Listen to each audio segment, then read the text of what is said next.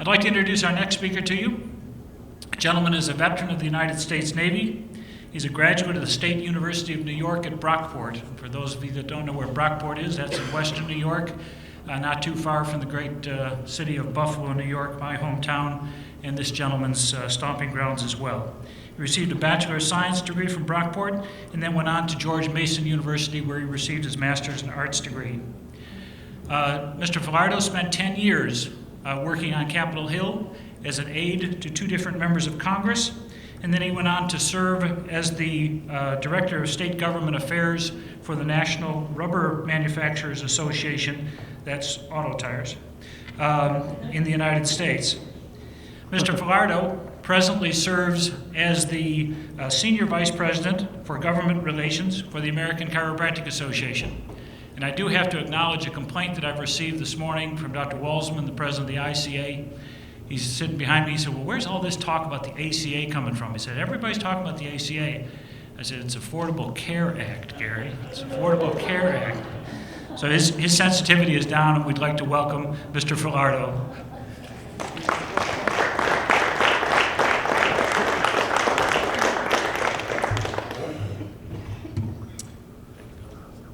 Thank you, Dr. Klum. My job here is not to scare you. My job is to confuse you. And after you see my slideshow, I hope to confuse you even more than maybe you have already been this morning. Go to, oh, is the clicker up here? Okay, all right. Thank you. PPACA, that's what we call it, Dr. Klum, Dr. Wasserman. We call it PPACA.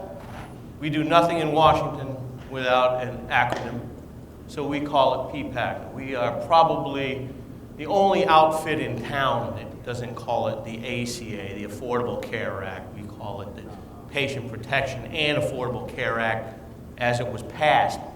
In fact, if anybody in our office is caught calling it the ACA, they are fined 25 cents, and that money is thrown into our PAC. So we've been able to build the PAC up just a little bit, but Dr. Klum is correct. The PPACA is what we call it, and unfortunately we're the only ones in town that really do that. Now I'm going to talk a little bit about the essential benefits package. That was a section of the 2,400-page bill as passed by Congress. When it went to the White House, it was shaved in half. I think they did some page formatting and things like that, so they wouldn't be able to use that criticism of the girth of the bill. But there was a section in there, and I believe it was 1302, that says that plans sold in the exchanges, and you'll hear about that a little bit later, exactly what they are, and in the individual and small markets, must include a list of what they call essential benefits in those plans. And what they did, they put up these 10 benefits that must be included. Ambulatory patient services, emergency services, hospitalization, lab, preventive and wellness, maternity, newborn, pediatric, mental health, rehabilitative and habilitative. That word habilitative had a lot of people scrambling. What is that? And prescription drugs. That was it. So everything's clear, right? Everything's clear, given that 10 list, what's got to be included in those plans. And why did Congress do that? Well, they learned their lesson. Back in 93, 94, under President Clinton at the time, as you remember, one of his first initiatives was to pass a health care reform bill. And what they did in that, they spelled out a lot of what they considered to be essential benefits. And from what I remember at the time, I was working at the Hill at the time, that took about 164 pages. And so many of the players in healthcare reform just a couple of years ago were the same ones in play back in 93, 94. And again, they learned their lesson and they knew they weren't going to go there. And so they went with that just list of 10 services of essential benefits, what they believe in the bill. And they would then kick it to HHS for regulation on the implementation. So they were going to kick it to them saying, look, you figure it out. You tell us exactly what these essential benefits are. So in turn, HHS went to the Institute of Medicine and said, help, we need some help here. We don't know. Please, help us out. So they contracted with them to come up with some ideas on how to implement and how to define an essential benefit. Now, I went to these meetings in Washington, and I started probably about November of 2010. And at the end of the first meeting, the chairman at the time was a fellow by the name of John Ball. At the end of the meeting, I put up there, he quoted, "We have an impossible task before us." And they did. They were given until September of 2011 to come up with some ideas for HHS, how to figure this out. Now, at this time, ourselves, the ACA, and again with state associations and working with the summit, the chiropractic summit, we sent in some recommendations on what they should do in helping develop the methodology regarding the essential benefit package. And chiropractic, by the way, was the #1 group of sending in these comments. So we were very well heard. In fact, I was asked to testify at their meeting in January of 2011 in person. And you talk about being at the table. I was at the table with the AMA, American Hospital Association, and chiropractors. So being at the table, my favorite saying is either you're at the table or you're on the menu. But we were definitely at the table on that day. And what we talked about, what we said, that the essential benefit package or the methodology should call for transparency, a fair balance of coverage, not just 5 things in one category and 2 in another, and that state, I heard the word mandates a lot earlier, I like to refer to them as patient protections. There's a reason those bills were passed, those laws were passed in state legislatures around the country to protect patients, not a mandate of service or a mandate that a provider must be included, but state patient protections must be listened to. You have to look at them. You just can't discount these these state patient protections and just discount them altogether. So in October of last year, they were a month late. I thought they would be many months late. IOM released the report and containing many of the recommendations that we call that they take up. After that, now this is a little bit of background and history I'm giving you now. But after that, HHS in December of last year, right before Christmas, a nice little Christmas gift they dropped on all of us, they issued what they called a bulletin. And that says that states will have the flexibility to choose the essential benefits. They basically kick this now to the states to implement the essential benefit package. And that this is to serve as a guideline for what benefits must be included in the health plans. And they gave states, and I'll talk a little bit about this a little bit more in detail, but they gave them the flexibility to choose from 4 different options, really 5, to come up with a plan for their state that would serve as the essential benefit benchmark. And in their news release, I thought this was interesting, and I included it here, that they said HHS is releasing this intended approach to give consumers, states, employers, and issuers timely information as they work toward establishing exchanges and making decisions for 2014. As was mentioned earlier, a lot of this doesn't come into effect till 2014. The whole bill doesn't come into effect till 2017. And this is one of the things, the exchanges and the essential benefits. And of course, the non-discrimination provision that was talked about earlier, that doesn't come into effect until 2014. So this was, I believe, and I think a lot of observers in Washington believe, this is, and I'm calling this is a seismic shift in policy. Is again, they've kicked what was a very controversial, very big makeup of this bill to the states to implement.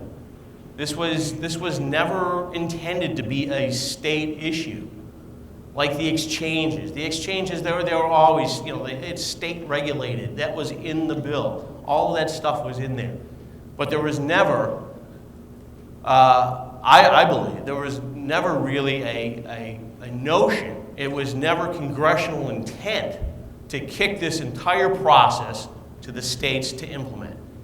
It was just too big, and it was, again, the intent of Congress that HHS was going to be the ones that were going to determine the essential benefit package.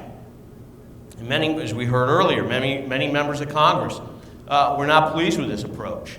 There was a letter sent to the Secretary, signed by several members, senior members of the Senate, Republican members, of course, who did not vote for the bill. But they said, look, this is not the way that we intended, and we're not pleased with this. But this has all kind of died down since the issuing of the bulletin back in December, because there is just too much on Congress's plate right now to really get involved with something like the essential benefit package. As I talked about before, this was something they didn't want to do in the first place, and they're not going to take up time and find a solution in Washington, right? They're not going to find a solution legislatively to take that power from the Secretary and bring that back to the Secretary and have her determine the essential benefit package. So what did the bulletin say? Basically, it said that states would develop their benefit package based on what HHS is calling a benchmark. Now, what are these benchmarks? The largest plan by enrollment in any of the 3 largest small group insurance products in the small group market, any of the 3 largest state employee health benefit plans by enrollment, any of the 3 national federal employee health benefit plans options by enrollment, or the largest insured commercial non-Medicare, Medicaid rather, health maintenance HMO operating in the states. So basically, states were given 10 options. If you count all of those, they have 10 plans that they can say, okay, one of these will serve as the benchmark in my state regarding the essential benefits. And all that is in there will become the essential benefit plan. So once those plans are funneled through the exchange and then sold through the exchange and in the small group market, they must include those certain set of benefits. Got all that? There's going to be a test later. We're in a college, right?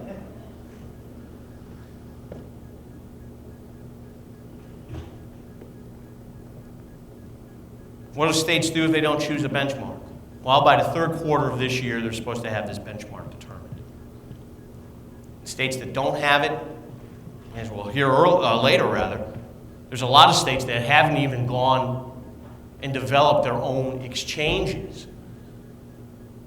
If they do not determine what their benchmark is, the federal government will come in and say that the essential benefit package must be equal to the small group plan with the largest enrollment in the state. So they'll just defer to that. How many will do that? I just don't know. We just don't know at this time. I do have, now we were looking for hope yesterday, I understand. Everybody said, where's the hope? I do know that just this week, I brought it with me just so I could read it to you. The California committee in the California Assembly passed a bill that would determine what the benchmark would be in California. And I'll read it to you. It's AB 1453. And it's an 8-page bill, really small by most standards. But it's important to recognize that the items and services covered by the plan contracted within the following categories. Plan contract within the following categories. Acupuncture services, chiropractic services, skilled nursing facility services, hospice care, et cetera, et cetera, et cetera. So we are mentioning here, and I'll talk a little bit later about how important that is that the states really become involved in the state capitals and make sure that this benchmark, as I talked about before, is advantageous to chiropractic patients. It's got to be. There's no other choice. Going back to the slides, the method that they're using here to define benefits is very, very similar to SCHIP, which is, of course, the Children's Health Insurance Program, and some Medicaid programs. Now, the benefits and services in the benchmark plan selected by the states, again, would be that will serve as the essential health benefit packages. Now, this is important, too. I should have underlined this. Plans could modify coverage within a benefit category so long as they do not reduce the value of the coverage. Very important. We've got to determine exactly what they mean there, but we've got to watch out that things like this happen, and things like excluding chiropractic do not happen.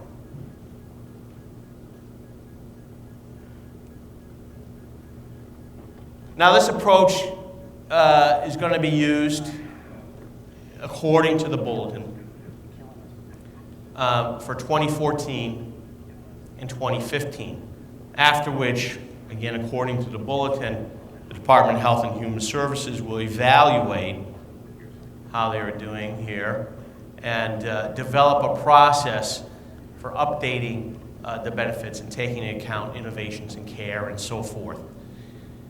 So what they're really saying here is that this is going to be a trial basis for the first 2 years of the implementation of much of the PPACA, Patient Protection and Affordable Care Act, that this will be a trial period. This whole essential benefit issue will be simply a trial period. Now, again, as I talked about before, we expected regular order, I guess you could say, and that a proposed rule, a regulatory rule, was going to be issued by HHS on the essential benefit issue. And then following that would be a comment period, and then HHS would issue a final rule 3 to 6 months after that. They may still do that. It's still being talked about in Washington, that they may shelve this bulletin and turn that into a regular rule and regular order, if you will, giving more guidance to the states. Well, not just guidance, but this is the rule. This will be final as law. You know, as we heard earlier, you know, there's pitfalls that could go in regarding these bulletins. I haven't heard of anyone's attempting to sue HHS as a result of this bulletin process. But again, a lot of people, even in the provider community and the patient community, were just miffed by the whole fact that a bulletin really took the place of the rule and just not doing regular order.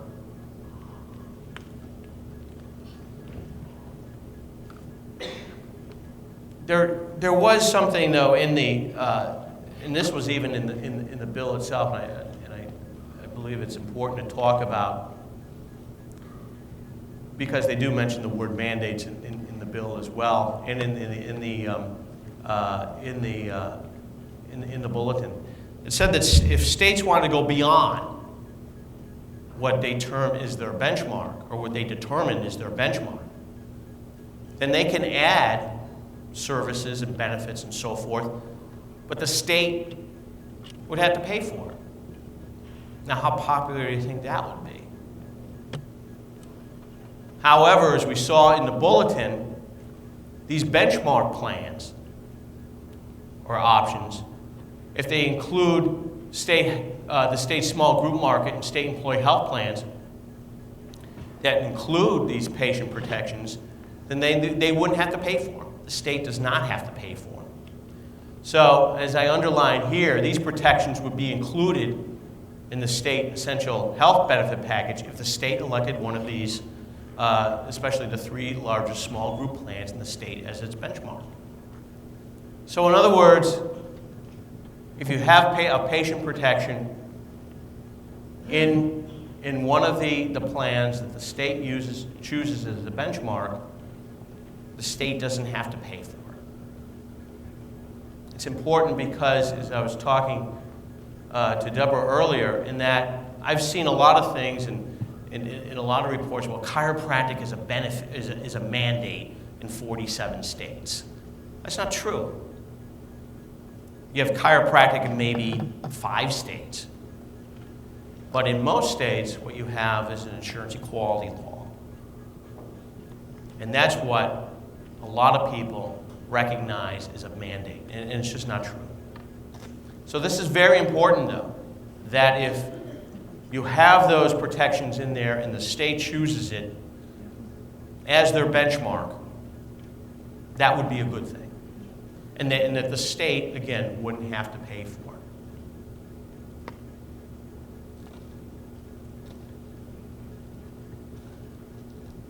So what we've been doing, and I know there's many members of the summit here, and what we have been really talking to states about, and we started this, gosh, back in 2010 when the bill passed.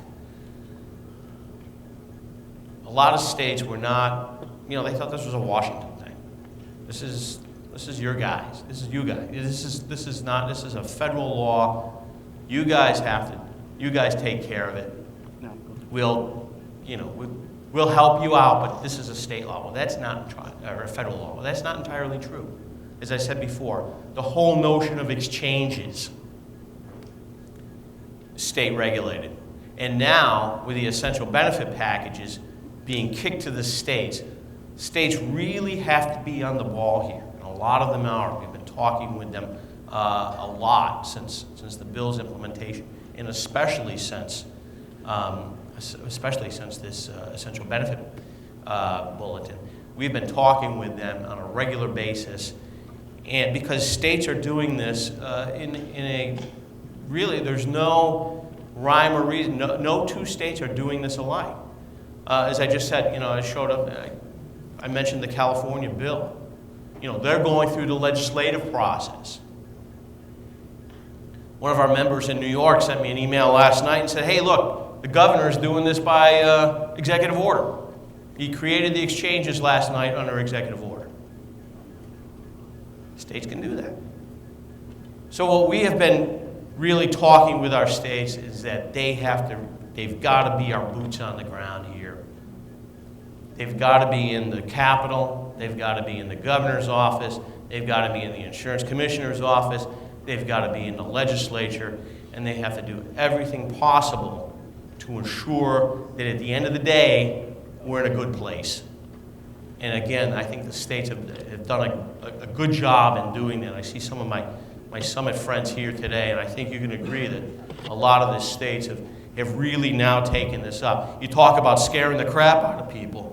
I think we've done a good job of doing that in the states. And the states are really taking this and really seeing that this is a state issue, and they've got to be involved. Again, it's not going to be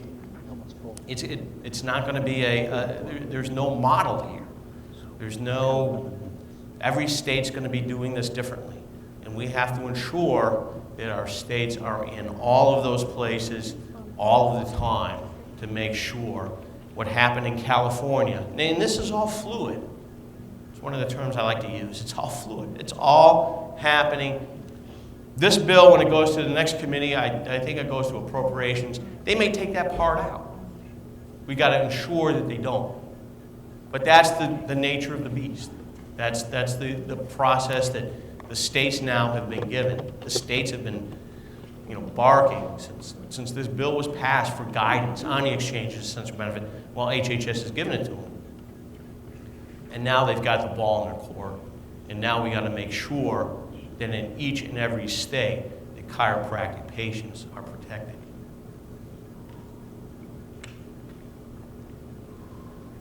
Of course, there are thousands of other groups out there who are thinking the same thing. In the cacophony, we have to rise above that. We have to make sure that the services provided by doctors of chiropractic are essential. And so this has necessitated, this is ongoing. I should have put that in the past tense, that all chiropractic organizations, individual doctors and their patients are involved in this effort. And at different times, we may call on you to get involved here on this issue as it evolves. Now, again, I mentioned the summit. Is everybody here, when I say summit, do you know what I'm talking about? Raise your hands. If you do, okay, most of you do. This was something that was devised about 5 years ago to bring everyone together. ACA, ICA, ACC, COXA, colleges, life.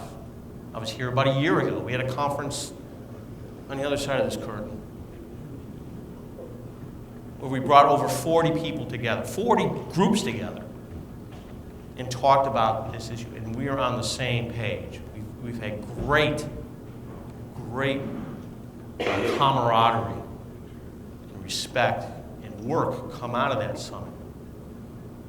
And we've created a toolkit, if you will, called the Case for Full Inclusion, that provides talking points and issue briefs for state associations to help them through this process. I'm very proud of a lot of the work that we've done.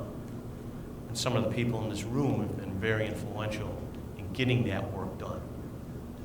So all of this, again, is just part of the ongoing lobbying effort. We were talking last night a little bit about lobbying. Lobbying's a dirty little word. Nobody likes a lobbyist. As a lobbyist, you got a bag full of money with you. You have a paper bag. No, it's not paper anymore. We've evolved from that. And I don't carry money around anymore. I used to get things done in Washington via my good looks, but since I've gotten a little older, the money helps.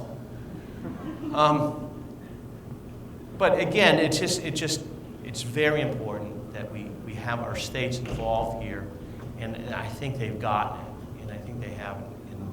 And it's been an overwhelming issue for me.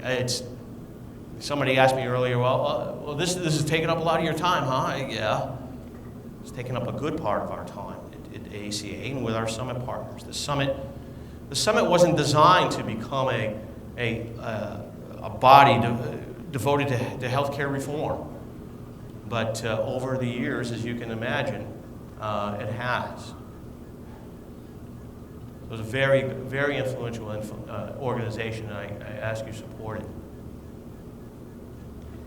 Looking ahead, the final rule on the exchanges, again, we'll hear about that later, with the essential benefits. States, again, are getting some guidance here on how to implement health care reform. California is the only state I know that has really gotten this far, though, with the essential benefit issue. Something's not due until the third quarter of 2012. They've come out with something just after the first quarter. Boy, talk about being ahead of the curve. So this is going to happen in every state. These two things, the exchanges and the essential health benefits, coupled with what we heard about earlier, the non-discrimination provision, Section 2706. I think the confluence of those. Anybody from Pittsburgh here? Nobody? The confluence of the Allegheny, the Ohio, and the Monongahela. I got that right. As they all come together in Pittsburgh, that's how these three things will come together and influence doctors of chiropractic. And again, I can't stress this enough. The vital nature of state associations determining which is going to be the best benchmark based on what they have available to them. What they used in California was an HMO plan from Kaiser. It was one of the largest, going back, it was the largest HMO in the state. It was okay. It was pretty good. Had chiropractic in it. But again, we have to be on the vanguard and watching out that something like we don't get excluded. Have I confused you enough? And does anybody have a question?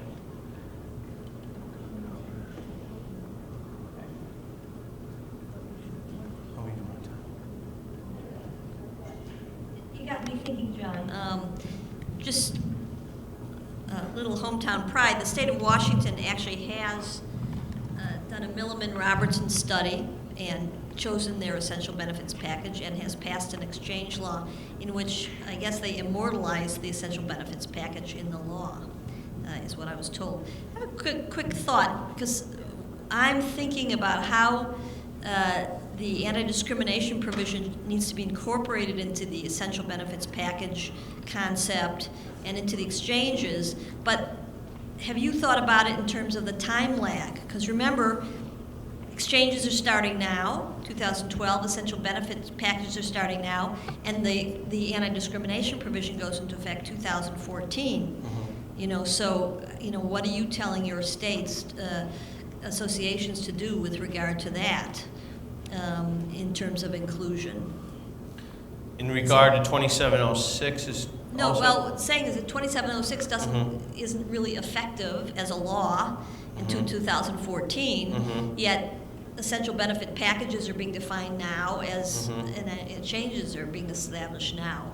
You know, and a state could say, well, we don't have to include CAM providers or chiropractors until 2014. I mean, have you thought about that sort of the, you know, the time difference?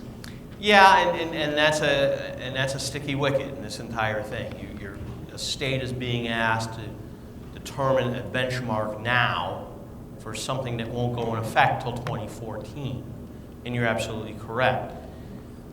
Yes, we have been saying that the states that you have to be on the watch out for something that would go in counter 2706, and they get it. And we've been promoting 2706 throughout our states, and our states are very familiar with that. So we've been working with them on that to ensure that something, as I talked about, something isn't in there that's will have a stick out like a sore thumb and become a boogeyman in this whole process. John, on behalf of everyone associated with the Octagon and the university, we want to thank you for being here. Thank you for your cooperation in your presentation, and we look forward to learning more as this unfolds over time. Great. Thank you. Thank you.